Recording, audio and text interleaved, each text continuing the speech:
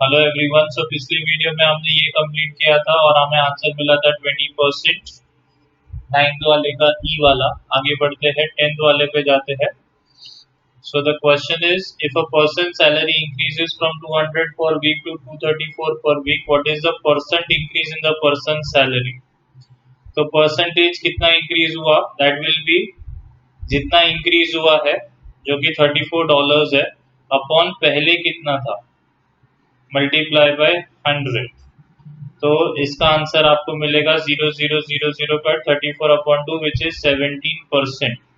तो उसका सैलरी 17% से बड़ा है। जब भी ऐसा कुछ पूछते तो क्या करने का, न्यूमरेटर में कितना बड़ा है वो लिखने का, और डिनोमिनेटर में किधर से बेस क्या था वो लिखने का, और मल्टीप्लाई बाय 100 करने का। तो that is the percentage increase. So अब ये देखेंगे। वैसे ये अगर आपको सिंपल लैंग्वेज में समझाओ तो प्रॉफिट परसेंट का फॉर्मूला होता है। प्रॉफिट परसेंट क्या होता है, profit upon cost price into 100। अगर बेसिक आप अगर याद रख ले तो यहाँ पे प्रॉफिट क्या होता है, ऊपर selling price minus cost price upon cost price into 100। तो मैंने इसीलिए वो लॉजिक से सिखाया आपको कि फाइनली कितना था, पहले कितना था वो चेंज हो जाता है, which is nothing but profit upon पहले जितना था इनटू 100। तो आपको यहाँ पे मैंने वही सिखाया था। आगे बढ़ते हैं, इसमें ये वाले ट्रिक से ट्राई कर लेंगे। A particular stock is valued as $40 per share. If the value increases by 20% and then decreases by 25%, what will be the value of the stock per share after the decrease. तो starting में $40 था, उसके बाद वो 20% से बढ़ गया। तो ये अलग ही है, इसमें से इसका रिलेटेड नहीं रहेगा। तो सबसे पहले तो 40 पे 20% बढ़ गया, तो 40 का 20% निकाल लो। तो 40 का 20% हो जाएगा 40 इंटू 20/100। तो 0 0 1 5 जा, और 40 डिवाइड बाय 5 करेंगे तो $8 से वो बढ़ गया है। इसका मतलब वो $48 का हो गया था, और उसके बाद वो वापस 25% डिक्रीज हुआ है। तो अब $48 का 25% निकालेंगे। ये आप उसमें से सब्ट्रैक्ट करेंगे 48 में से, तो ये मिलेगा 1 जा 4 जा, और ये 1 जा 12 जा। तो $12 फिर कम हो गया। तो 48 में से $12 गया तो बचा $36।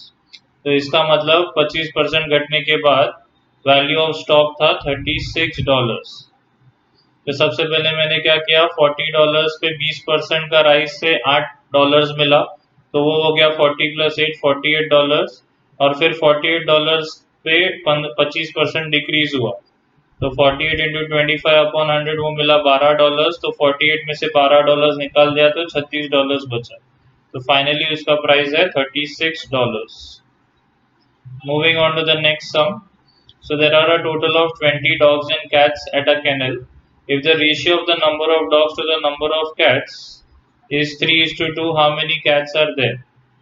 So अगर मैं number of dogs को D ले लेता हूँ और cats को C ले लेता हूँ, तो एक चीज हमें पता है कि D plus C is equal to 20, और number of dogs to number of cats is equal to 3/2। तो जब भी ऐसा रेशियो आता है तो मैं बोल देता हूँ let the common multiple be x। तो d हो जाएगा 3x और c हो जाएगा 2x। लेकिन d प्लस सी तो 20 है, उसमें हम ये वैल्यूज पुट कर देंगे तो हमें x का वैल्यू मिल जाएगा। 3x plus 2x is equal to 20। तो 5x इज इक्वल टू 20। तो x इज इक्वल टू 4 हो जाएगा। तो क्योंकि x इज इक्वल टू 4, इसका मतलब डॉग्स जो है वो 12 थे और कैट्स जो है वो 8 थे। तो हमें पूछा है कि कैट्स कितने थे। तो how many cats are there in the canal. So there are 8 cats. So ये हो गया 13 sum. Moving on to the next sum which is sum number 14। Sum number 14 देखते हैं।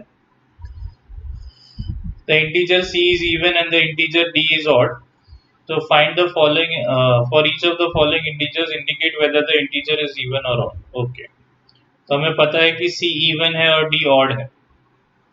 तो अगर मैं ऑड नंबर को 2 से मल्टीप्लाई करता हूँ, कोई भी ऑड नंबर ले लीजिए, आपके मन में जो आ रहा है उसे 2 से मल्टीप्लाई कर दीजिए, तो वो इवन बन जाएगा।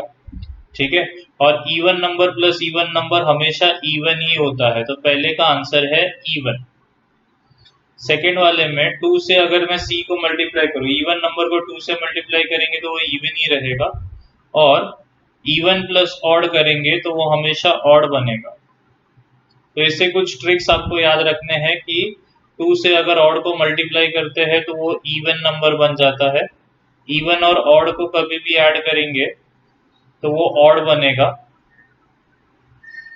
इवन और इवन को ऐड करने पे वो इवन बनेगा, और ऑड को ऐड करने पे वो इवन बनेगा।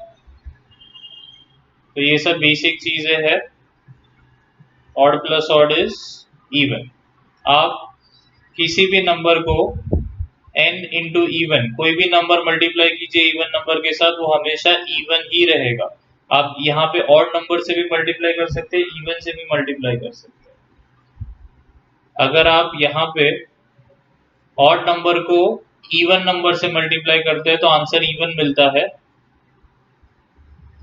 और अगर आप ऑड नंबर को ऑड नंबर से मल्टीप्लाई करते हैं तो आंसर ऑड ही रहेगा। तो ये कुछ बेसिक ट्रिक्स है जो याद रखनी है।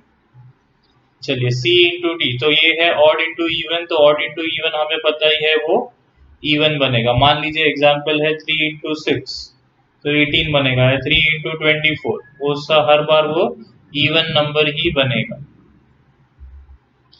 अब ये कुछ अलग है, ये पहले ये देख लेते हैं C plus D.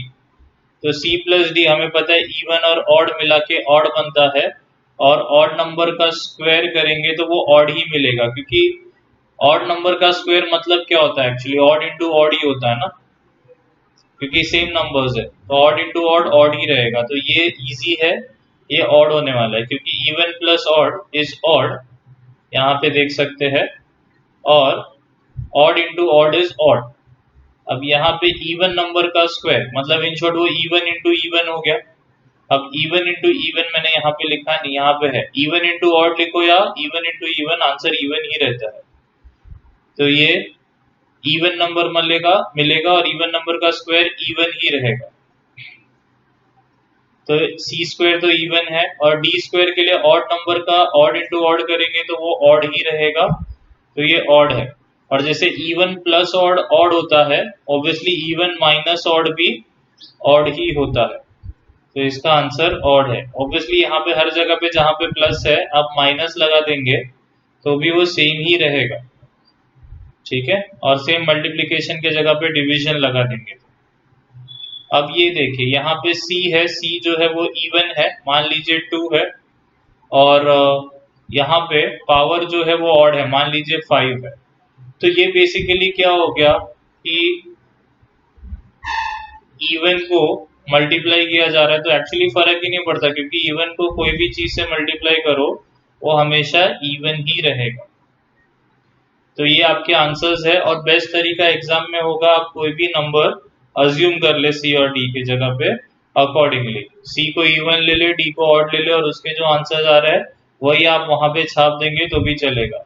Make sure that you are taking smaller numbers ताकि कैलकुलेशन इजी रहे। जैसे यहाँ पे मैंने 2⁵ लिया, आप 2�77 मत ले लीजिए, क्योंकि आपको पता नहीं चलेगा कि उसका आंसर क्या है। So that's it for question number 14. Let's look at question number 15. You can copy this. When a positive integer n is divided by 3, the remainder is 2. And when n is divided by 5, the remainder is 1. What is the least possible value of n? So ये वाला जो सम है इसको तो आपको trial and error से ही करना पड़ेगा। You just try like n जो है वो डिवाइड बाई 3 किया तो रिमाइंडर 2 मिलता है, तो पहला नंबर ऐसा 5 होगा, और दूसरा नंबर 6 के बाद 8 होगा, और तीसरा नंबर 9 के बाद 11 होगा, और ऐसे करते जाइए। तो इसके लिए 5 डिवाइड बाई 5 तो मैच नहीं हो रहा है, 8 डिवाइड बाई 5 करेंगे तो आपको रिमाइंडर 3 मिलेगा, और 11 डिवाइड बाई 5 करेंगे तो रिमाइंडर 1 मिलेगा, तो अपना आंसर 11 है। सो सच सम्स अपने को ट्रायल एंड एरर से जल्दी आंसर्स दे देंगे rather than doing the conventional method. So that's it for all the 15 sums. Thank you. See you in the next lecture.